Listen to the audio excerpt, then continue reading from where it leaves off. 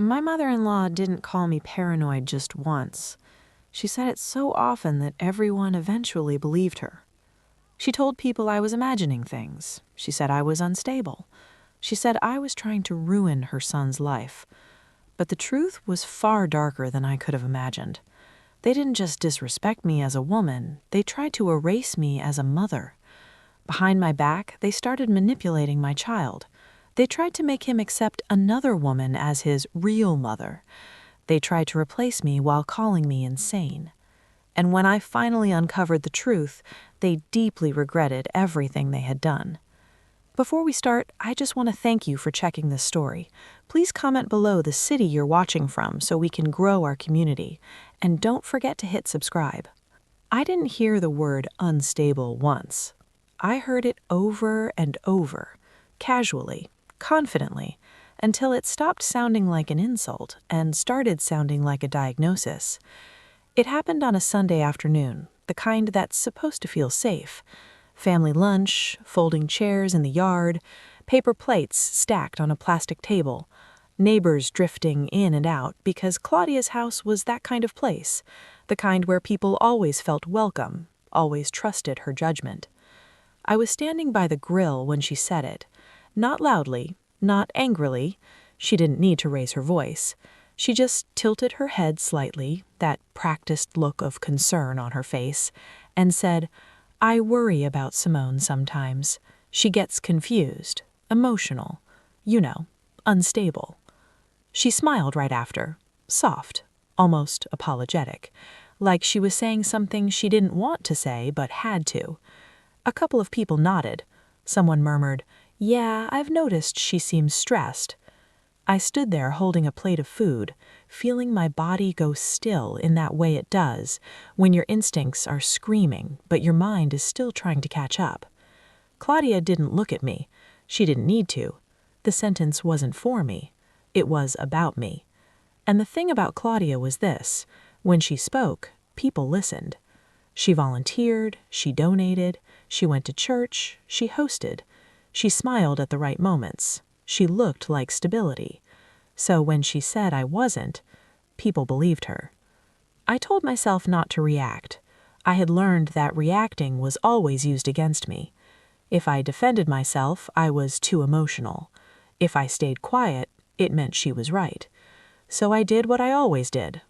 I swallowed it. Later that afternoon, I was helping my son Jaden wash his hands inside the house. He was 7 then, bright, observant, sensitive in a way that made him older than his age. He looked up at me while the water ran. "Mom," he said, casually like he was repeating something he'd heard on TV, "Grandma says you make problems because you imagine things." My hands froze under the faucet. "What did you say?" I asked, keeping my voice even. He shrugged. "That you get confused, that Daddy says it's better when you don't know everything." The words didn't belong to him. They didn't sound like a child's thoughts. They sounded rehearsed, adult, polished. I dried his hands slowly, carefully, like any sudden movement might break something fragile inside me. "Who told you that?" I asked. Jaden hesitated, just for a second. "Grandma?" he said. "She said I shouldn't tell you because it makes you upset." There it was. Not just betrayal, instruction. I tucked his hair behind his ear and kissed the top of his head. He leaned into me the way he always had, but something was different. A distance I couldn't touch. That was the moment the air shifted. Up until then, I had told myself this was about my marriage, about my husband pulling away, about late nights and half answers, and a growing coldness I couldn't name. I told myself it was cheating. Painful, yes, but familiar, survivable. But standing there, listening to my child repeat words planted by someone else, I understood something with terrifying clarity. This wasn't chaos. It was structure. This wasn't denial. It was coordination. And it wasn't just about replacing me as a wife. It was about erasing me as a mother. That night, after everyone left, Claudia knocked on my door. She didn't wait for an answer. She stepped inside, looked around my living room, the one Graham and I had paid to finish, built onto her land, and sighed like she was tired of me. "You seemed tense today," she said. "People notice those things." "I was fine," I replied. She smiled again, that same soft smile. "I'm only saying this because I care about Jaden," she said. "Children need calm, stability. You've been scattered lately." Scattered, unstable, confused. The words stacked neatly on top of each other. I looked at her then, really looked, and I realized she wasn't worried. She was deciding how the story would be told, who would be trusted, who would be believed. And suddenly, every strange moment from the past few months lined up in my mind like evidence waiting to be labeled. The way my concerns were always minimized, the way my questions were met with sighs and eye rolls, the way Graham would say, "My mom thinks you're reading into things," the way people had started watching me instead of listening to me. I didn't argue with Claudia that night. I didn't cry. I didn't raise my voice. I just nodded, because I finally understood the truth. This wasn't about convincing anyone. This was about survival. And I knew, deep in my bones, that if I didn't stop this now, the next thing they would take from me wouldn't be my reputation. It would be my son. And this time, I wasn't going to react. I was going to remember everything. People used to tell me how lucky I was. "You don't have a mortgage. At least you have a roof." Her family really stepped up. They said it like gratitude was supposed to cancel out reality. The house we lived in wasn't really ours. It sat behind Claudia's main home, attached at an angle that made it feel permanent, but never independent. Graham and I paid to finish it, paid for the walls, the wiring, the floors, the appliances. I chose the paint color. I scrubbed the grout myself when Jaden was a baby because I didn't trust the fumes. But the land wasn't ours. That detail mattered more than anyone ever admitted. At first, it felt like generosity. Claudia framed it that way from the beginning. "This way you're close," she'd said. "Family should stay together." She said it with a smile that made people nod in agreement. But proximity isn't closeness when one person holds the keys. Claudia decided when help was help and when it was leverage. If she watched Jaden for an hour, it became proof she was more reliable than me. If she brought groceries, it became a story about how I struggled. If she paid for something once, it turned into a reminder that I owed her calm, silence, compliance. Nothing was ever free, and nothing was ever loud. That was her brilliance. She never demanded. She suggested. "You might want to rest more," she'd say. "You seem overwhelmed lately. I don't know how you do it all. I'd be exhausted." Always concern, always phrased like empathy. But slowly the suggestions turned into assumptions. If I said no to something, it was because I was tense. If I disagreed, it was because I was emotional. If I pushed back, it was because I didn't understand how their family worked. That phrase came up a lot. Their family. It wasn't said with cruelty. It didn't need to be. "You're intense," Claudia once told me gently while we stood at the kitchen counter. Not in a bad way, just different. Different how? I wanted to ask, but I already knew. I was too direct, too expressive, too serious about things that could be apparently smoothed over with a smile. I noticed the way conversations shifted when I walked into a room, how jokes paused, how tone adjusted. Claudia had a rhythm, a way of speaking that felt polished, slow, agreeable. I didn't dance around things, I named them. That alone made me a problem. Graham noticed it too, but he never named it out loud. He just translated. That's not what she meant, she's just worried, you don't have to take everything personally. I stopped correcting him after a while, because correcting him made me sound exactly like the woman Claudia had already described to everyone else. The house itself became a symbol. Any time there was tension between Graham and me, Claudia somehow knew. If we argued, she'd appear the next day with a reason to stop by. Laundry, leftover food, a question that could have waited. She didn't knock. She never had to. "This is my property," she'd said once, lightly, when I asked if she could call first. "I don't want to feel like a stranger." I didn't answer. What could I say? That I already did? Socially, Claudia was untouchable.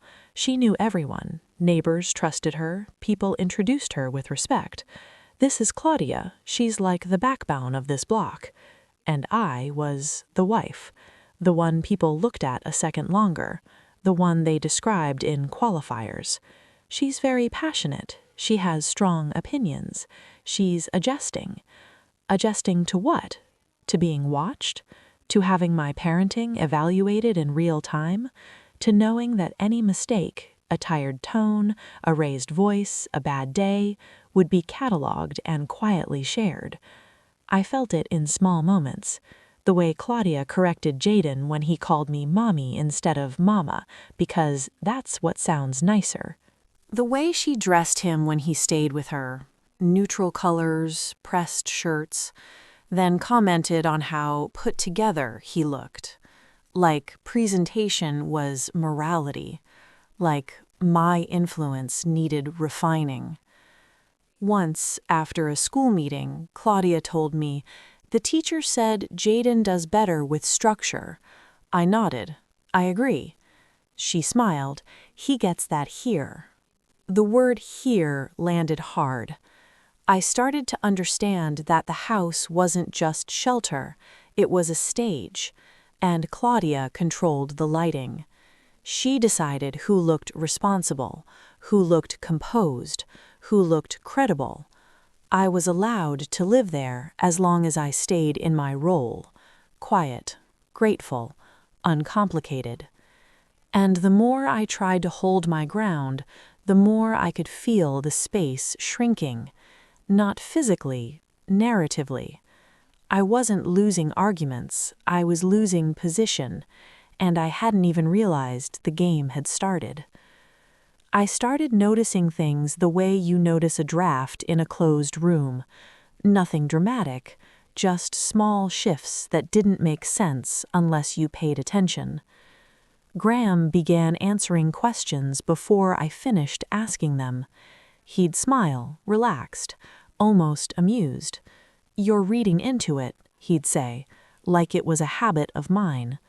"Why are you always looking for problems?" The confidence in his voice threw me.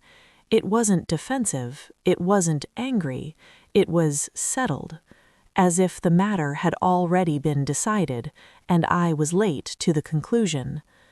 When he came home later than usual, he had explanations ready. Work ran long, traffic, a favor for someone's mom. If I asked why his phone stayed face down, he laughed softly. "Since when is that a crime?" If I asked why Claudia knew our schedule better than I did, he shrugged. "She's just involved, that's how she is." Every answer sounded reasonable on its own. That's how it worked. The problem wasn't any single response. It was the pattern. I'd bring something up, carefully.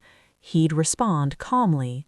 Then he'd wait just long enough and ask, "Are you okay?"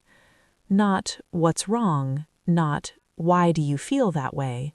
"Are you okay?" It felt like concern. It landed like a question mark on my sanity. I tried changing how I spoke, lowering my voice, choosing softer words. I might be mistaken, I could be wrong, but "You are," he'd say gently. "Wrong, I mean." And the way he said it, no edge, no irritation, made it worse. If he'd snapped, I could have pushed back, but calm confidence is harder to fight than anger, because it sounds like truth. The first time I brought my concerns to Claudia directly, I already felt foolish. We were sitting at her dining table, coffee cooling between us. She listened without interrupting, nodding at all the right moments. When I finished, she folded her hands and sighed. "Oh, Simone," she said softly, "I was afraid of this." My stomach tightened. "Afraid of what?" I asked. "That you're under too much pressure," she replied.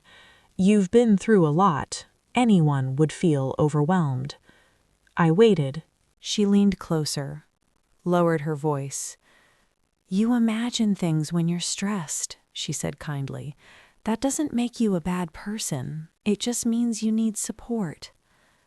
Support. The words sat between us like a diagnosis. "I'm not imagining anything," I said. "I'm noticing changes." She smiled, the kind that doesn't reach the eyes. "Sweetheart," she said, "not everything you feel is real." I walked out of her house that day, feeling smaller than when I walked in. That was when the doubt started to sink its roots. Not all at once. Slowly. Like water seeping through cracks. I replayed conversations in my head, searching for exaggeration. I reread messages, wondering if I'd misread tone. I second-guessed instincts I'd trusted my whole life. When Jaden repeated something odd, I told myself, kids pick up language anywhere. When Graham canceled plans last minute, I blamed stress. When Claudia spoke for me in front of others, I told myself she meant well. I started editing myself before speaking. If I felt uneasy, I asked, "Is this valid or am I spiraling?" If I felt hurt, I wondered, "Am I being too sensitive?" If I felt angry, I swallowed it, because anger would prove them right. The hardest part wasn't the denial, it was the chorus. Graham denying calmly, Claudia reinforcing gently, everyone else following suit. "She worries because she loves you," they'd say about Claudia. "He's patient with you," they'd say about Graham. And about me? "She's intense. She's emotional. She's going through something."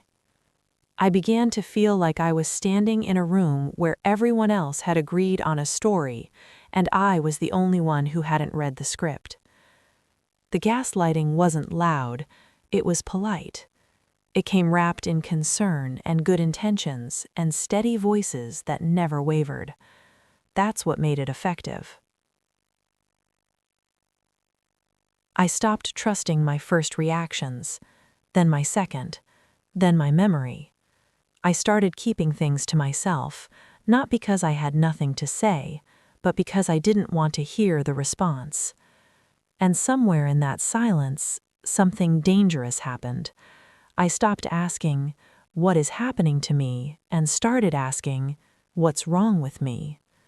That's how gaslighting works. It doesn't tell you you're crazy.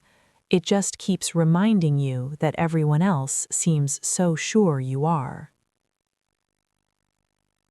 I didn't discover her in a dramatic way. No lipstick on a collar, no late-night confession, no phone buzzing at the wrong time. I discovered her the way you discover mold behind a wall you thought was solid. Because she'd already been there. It started with familiarity that didn't make sense. The first time I heard her name, it was casual, almost forgettable. Claudia mentioned it while setting out plates. "Mallory's stopping by later," she said, like she was talking about a neighbor. "She's been such a help lately." I didn't ask who she was. I assumed I already knew, because everyone else seemed to. Later, when I finally met her, there was no introduction. She walked into Claudia's house like someone who knew where things were, set her bag down, bent to greet Jaden by name. "Hey, buddy," she said warmly. "I brought those crackers you like." My body reacted before my mind did. That tightening in the chest, that quiet instinct whispering, "Pay attention." Mallory looked put together in a way that felt intentional, not flashy, controlled, soft colors, calm smile, the kind of presence that doesn't demand attention, it earns approval. Claudia hovered nearby, watching. Not them. Me. "Simone, this is Mallory," she said finally, after the moment had already passed. "She's been helping Graham with some things." Some things. Mallory smiled at me, polite but distant. The kind of smile that doesn't invite conversation. I told myself I was overthinking. I always did. But then I started noticing how often she was there. Sunday lunches, school pickups, family gatherings that I hadn't been told about until last minute. Once, I walked into Claudia's kitchen and found Mallory and Graham laughing quietly over coffee. They stopped when they saw me, not abruptly, just enough to register. "Oh," Graham said, "didn't hear you come in." I lived 10 steps away. Claudia noticed my expression immediately. "There you go," she said lightly. "That look." "What look?" I asked. "That one," she replied, smiling at Mallory. "The suspicious one." Mallory looked uncomfortable, just enough to sell the performance. She said, "I hope I'm not causing tension. I really don't want to be in the middle of anything." The middle. That was the word that made everything snap into place. Because you can't be in the middle of something you just arrived in. That night, I asked Graham directly, "How long has Mallory been around?" He didn't hesitate. "Why?" he asked, calmly. "I'm just curious," I said. "She seems familiar." He sighed, softly, patiently. "Simone, she's been helping my mom. That's it." "With what?" "With life," he replied. "You know how Mom is. She needs people." People. Plural. The next time I brought it up, Claudia intervened before Graham could answer. "This is exactly what I mean," she said. "You see threats where there aren't any." "I'm asking a question." "And you're making everyone uncomfortable," she replied. "Mallory doesn't deserve to feel interrogated." I wasn't interrogating. I was standing in my own life, asking who else had been written into it. But suddenly, I was the problem. If I stayed quiet, I was cold. If I asked questions, I was jealous. If I reacted at all, I was volatile. Claudia began reframing every moment. "Mallory is just so easy to be around. She understands boundaries. She doesn't take things personally." The comparisons weren't explicit. They didn't need to be. I felt myself shrinking in rooms where I used to take up space. Once, at a neighborhood gathering, I heard Claudia speaking to someone behind me. "She's been under a lot of stress," Claudia said, nodding toward me. "We're just trying to support Graham right now." Support Graham. As if I were an obstacle to manage. When I confronted her later, she looked genuinely surprised. "I didn't say anything bad," she insisted. "You are very sensitive." Sensitive. Jealous. Unstable. The words stacked higher. The worst part wasn't seeing Mallory there. It was realizing she'd been there long enough to be trusted. Long enough to be comfortable with my child. Long enough to know family routines. Long enough to be protected. By the time I understood what was happening, the narrative was already written. Mallory was calm. I was reactive. Mallory was supportive. I was dramatic. Mallory was present. I was going through something. And Claudia made sure everyone knew it. I didn't confront Mallory. I didn't need to. The betrayal wasn't happening in secret. It was happening openly, disguised as normal. And the most terrifying realization of all was this. They weren't hiding her from me. They were replacing me in plain sight. The shift wasn't sudden. It was deliberate. Up until then, the comparisons had lived in tone and implication. Looks held a second too long. Praise that lingered where it shouldn't. But once Mallory was established, once she was familiar enough to belong, the language changed. It stopped being subtle. Claudia didn't say my name when she talked about it. She didn't have to. "She just has a different way," Claudia said one afternoon while folding Jaden's clothes at her kitchen table. "She's very soft," she insisted. "That's calming for a child." I felt the words before I fully understood them.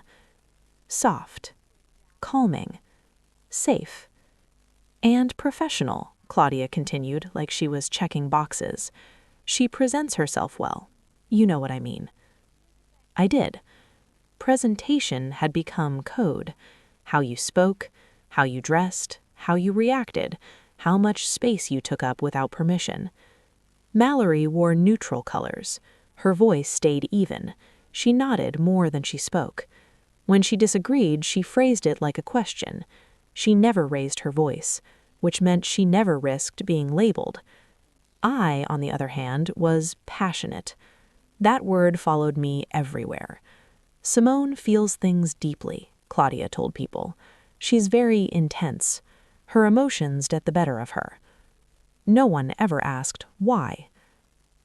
At a school event, I overheard Claudia talking to one of the teachers.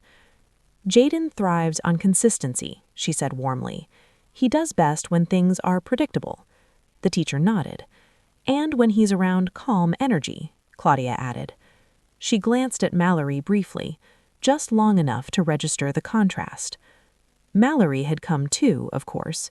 She stood a few steps back, hands folded, smiling politely. The teacher turned to her. "Are you family?"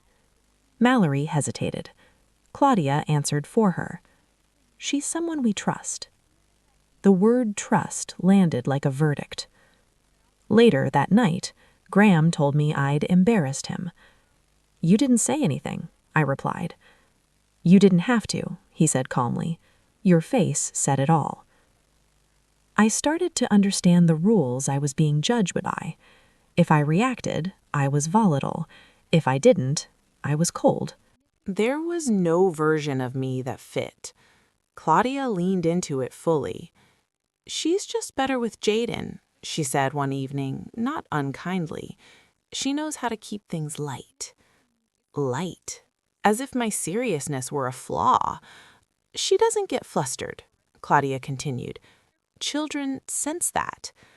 I looked at my son, playing on the floor, and felt something tighten inside my chest.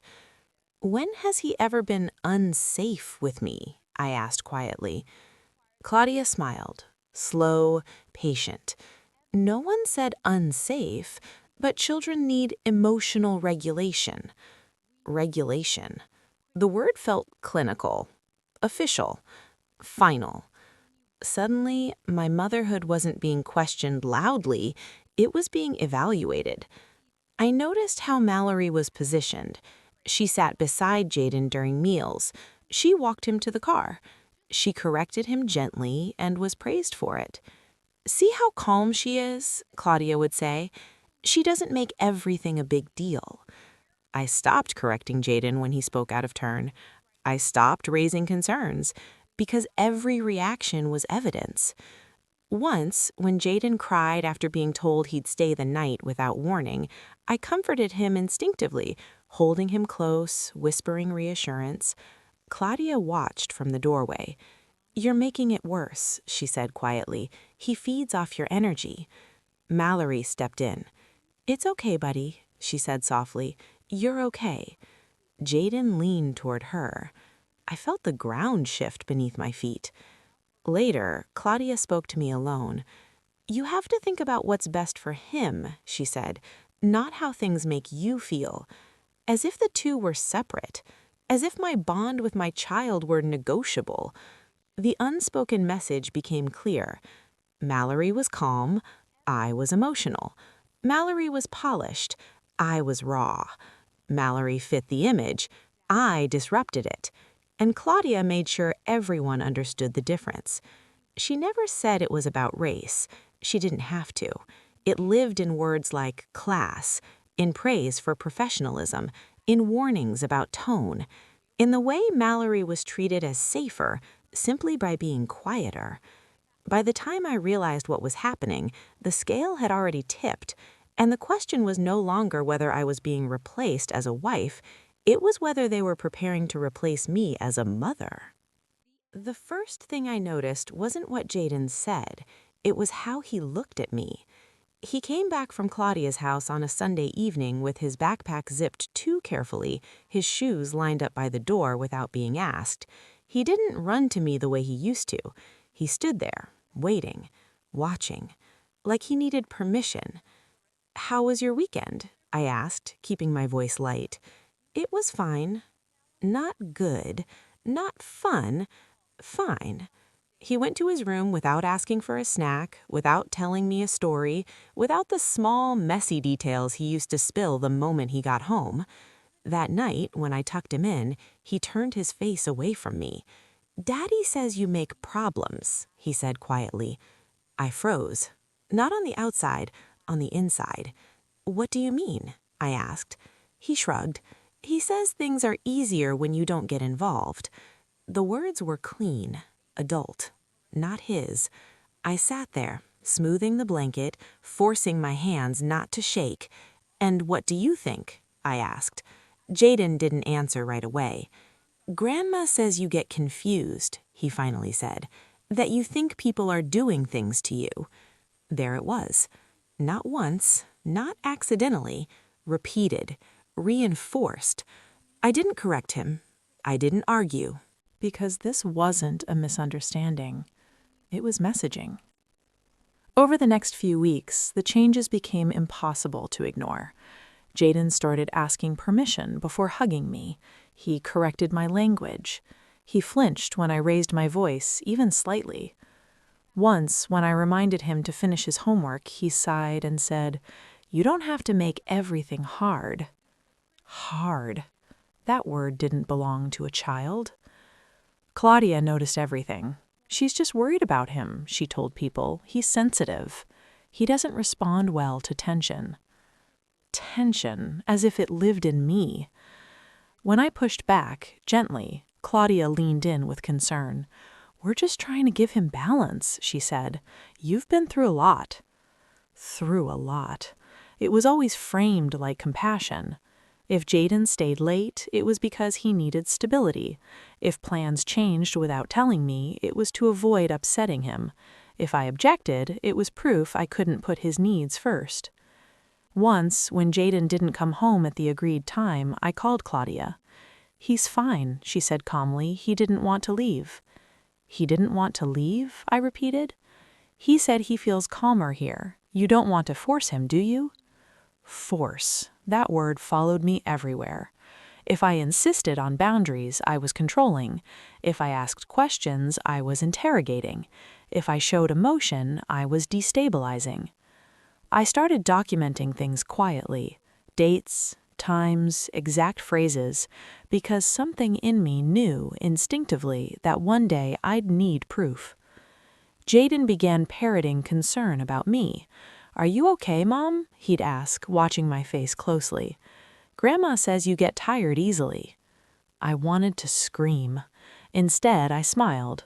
"I'm okay," I told him. "You don't have to worry about me." But the truth was, he was being taught to worry about me. That was the most damaging part. Children shouldn't feel responsible for regulating their parents, yet that's exactly what they were turning him into. A monitor, a messenger, a witness. Claudia framed it as protection. "He tells us when you're upset," she said once, without shame. "That helps us help him." Help him, by turning him against me. The moment that finally broke something inside me came on a Tuesday morning. Jaden didn't want to go to school. As I helped him put on his jacket, he pulled away from me and said, "If you get mad, Grandma says I should call Daddy." I knelt in front of him, meeting his eyes. "When have I ever hurt you?" I asked quietly. He looked confused. "He hasn't," he said. "Then why would you need protection from me?" He hesitated. "I don't know," he whispered. "They just say it." They. Plural. That was when I stopped doubting myself. This wasn't co-parenting, it was conditioning, and Claudia had found the perfect cover for it: concern for the child. Because if everything you do is framed as love, no one questions the harm, and if a mother resists, she becomes the threat. I didn't confront them, I didn't plead, I didn't cry. I started preparing. Because by then, I understood something very clearly. They weren't just influencing my son, they were building a case against me. It happened quietly. No argument, no raised voices, no scene. That's what made it so effective. Graham picked Jaden up on a Friday afternoon. We'd agreed he'd bring him back Sunday evening, the same arrangement we'd followed for months. Nothing formal, nothing written, just routine. Familiar. Safe. Or so I thought. Sunday came and went. At 6:30, I texted Graham, "Hey, are you on your way? Jaden has school tomorrow." No response. At 7, I called. It rang until voicemail. At 8, I called Claudia. She answered on the second ring. "He's fine," she said calmly, before I could finish my sentence. "I'm sure he is, but he needs to come home." There was a pause, the kind that isn't accidental. "He didn't want to leave," she said. "He's very emotional right now." My chest tightened, but I kept my voice even. "That doesn't change the agreement," I said. "Please have Graham call me." Claudia sighed softly. "Simone, this is what I mean. You're spiraling." I closed my eyes. "I'm asking for my son," I said. "And we're telling you he's safe," she replied. "There's no need to escalate." Escalate. I hung up before my tone could change. I called Graham again, straight to voicemail. By 9:30, my phone buzzed. A text. "We're keeping him tonight. He needs space." No question mark. No explanation.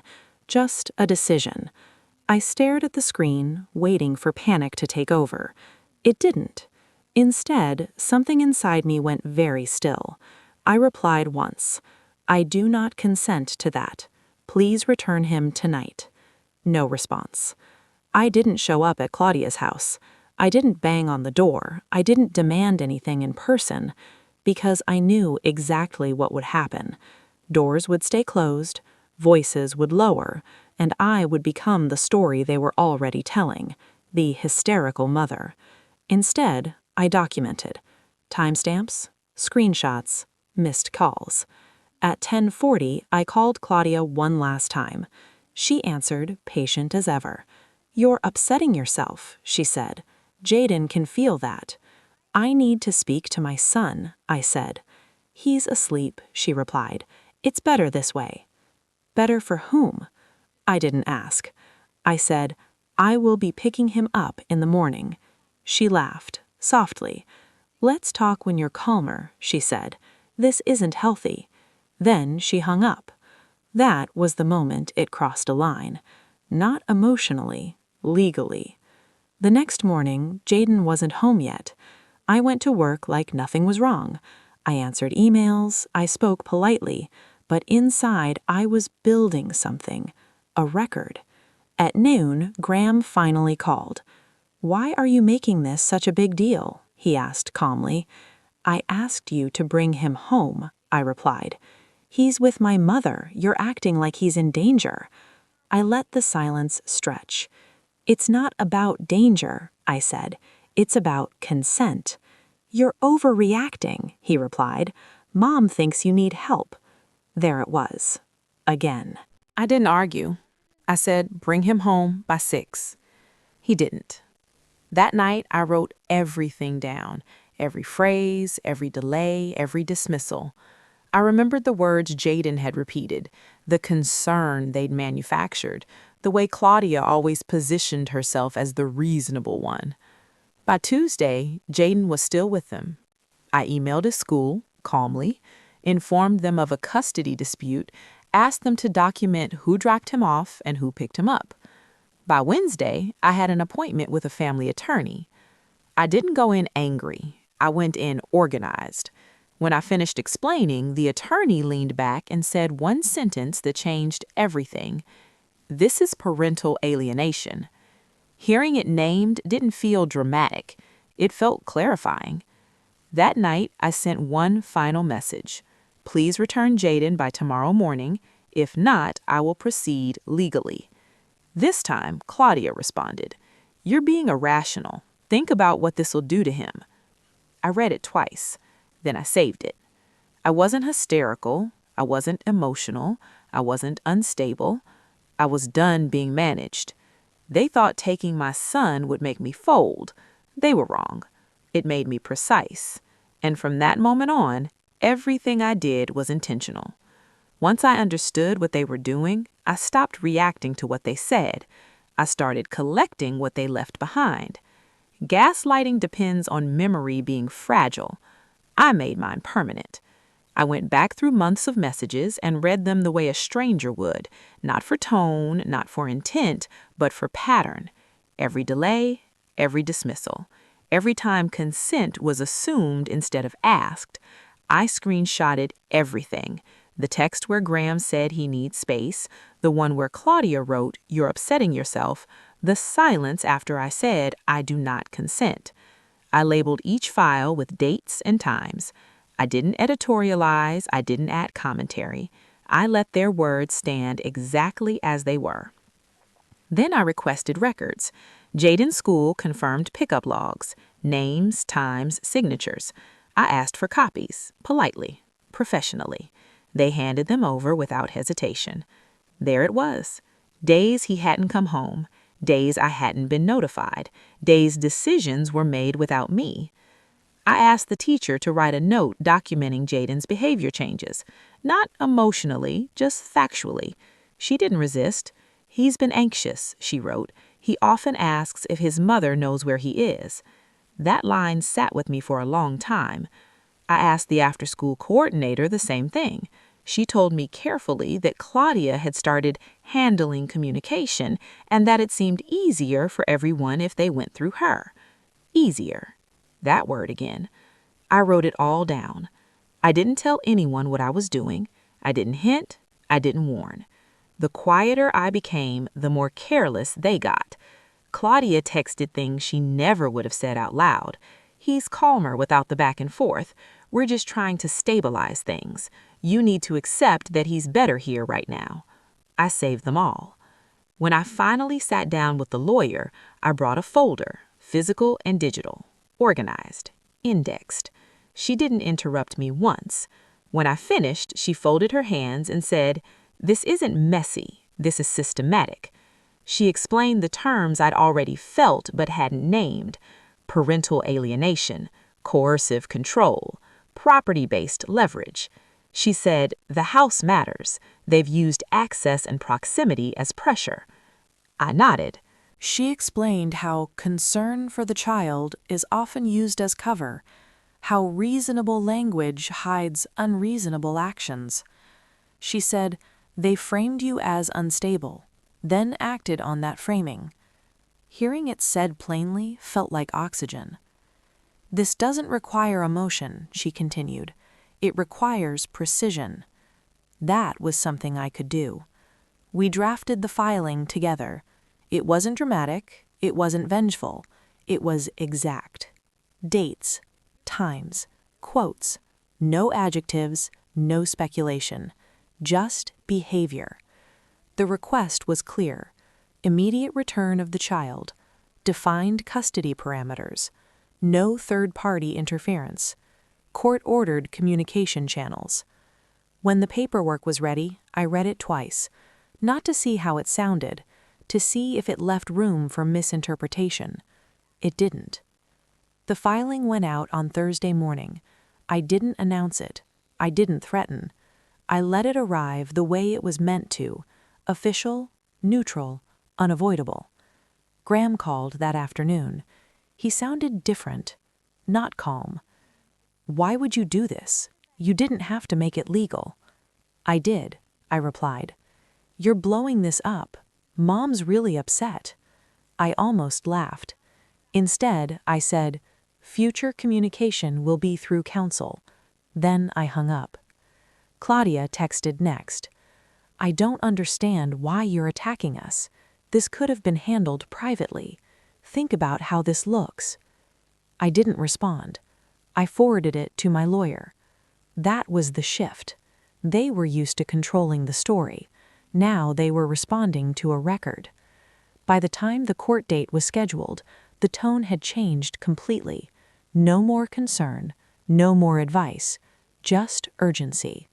The quiet war was over, not because I raised my voice, but because I removed myself from the narrative and placed everything into evidence. They thought my silence meant weakness. They didn't realize it was preparation. And when the court finally called our case, nothing they said could outrun what they'd already written themselves. The courtroom wasn't what I expected. It wasn't dramatic or charged or loud. It was quiet in a way that stripped people down. Wooden benches, neutral walls, the kind of space where emotion doesn't echo, only facts do. Where tone doesn't matter unless it's backed by evidence. Where people who rely on influence suddenly realize they've walked into a room where none of it follows them. Claudia walked in first.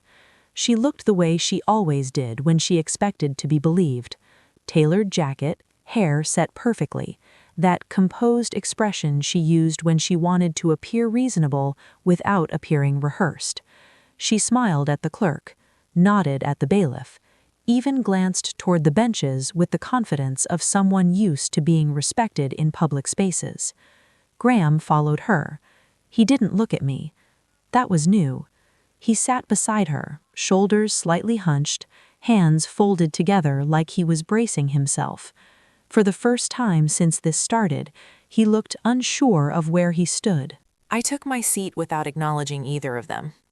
I wasn't there to confront anyone. I was there to finish something. When the judge entered, the room stood. When we sat back down, everything felt suddenly smaller, contained. Like whatever happened next would be reduced to what could be proven, not what could be suggested. Claudia spoke first. She always did. She framed herself the way she'd been framing herself for months. Careful, gentle, concerned.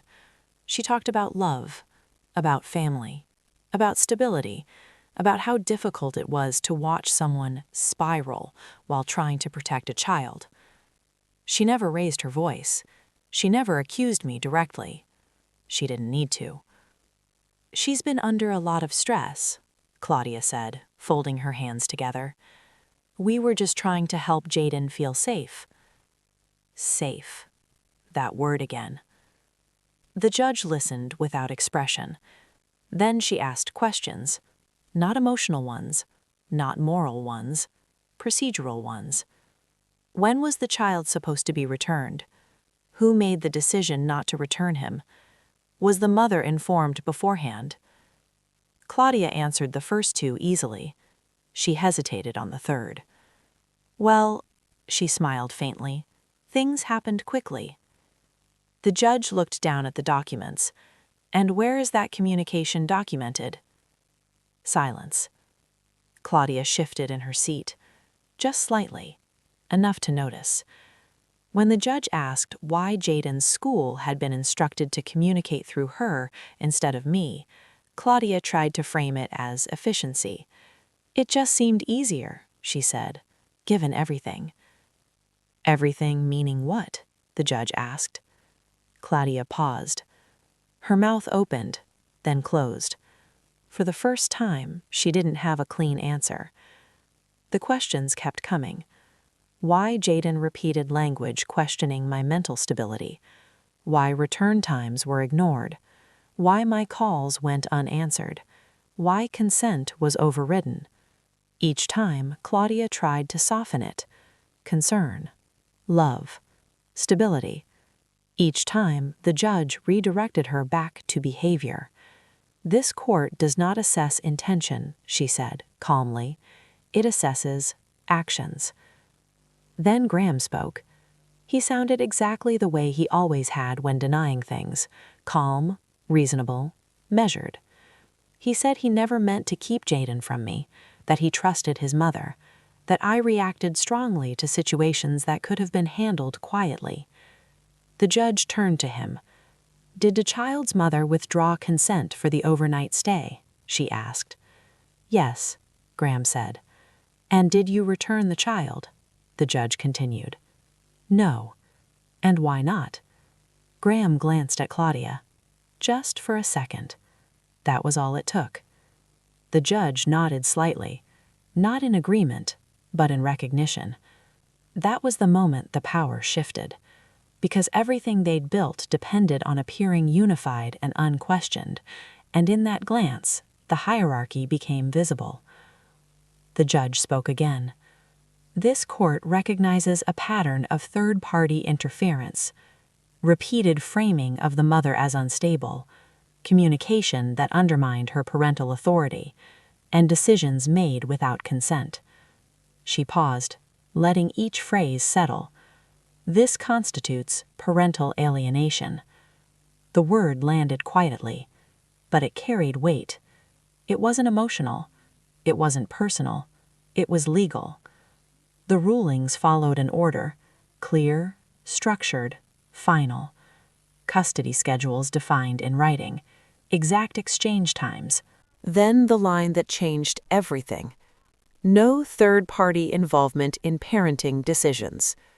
The judge looked directly at Claudia. "You are not a neutral party," she said. "You will not insert yourself again." Claudia nodded, stiffly. But something had broken. Not loudly, not visibly. Her authority, the kind that existed because no one ever questioned it, collapsed in that moment.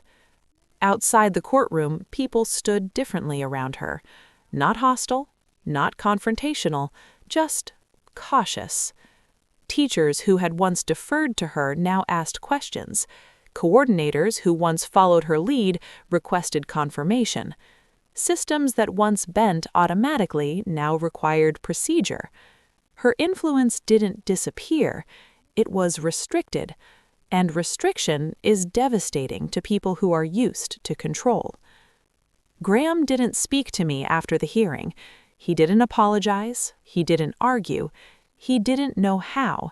He'd lost the ability to hide behind his mother's confidence, lost the comfort of being protected from consequences, lost the narrative that painted him as patient and reasonable. What remained was accountability. That evening, Jayden came home, on time. No delay, no explanation, no hovering presence. Just my son, standing in the doorway, backpack on his shoulders. He hugged me without hesitation. No one corrected him. No one watched us closely. No one whispered. Later, after he fell asleep, I sat in the quiet of the house, my house now, not symbolically, but functionally. The doors were locked, the boundaries were defined, the rules were enforced. I blocked numbers. I rerouted communication. I stopped explaining myself. And something strange happened. The noise stopped. No advice disguised as concern, no reminders of gratitude, no subtle corrections, just silence. Not the empty kind, the peaceful kind. I didn't gloat. I didn't celebrate. I didn't need to. Because justice didn't give me satisfaction, it gave me safety. And the people who once managed my life from behind polite smiles no longer had access to me. I became unreachable, protected, in control, and that was the only ending I ever wanted. Thanks for watching all the way through. This is a space for real stories, real boundaries, and real strength. If you haven't already, hit the subscribe button so you don't miss the next story, and don't forget to like the video. It helps the channel more than you think. I'll see you in the next one.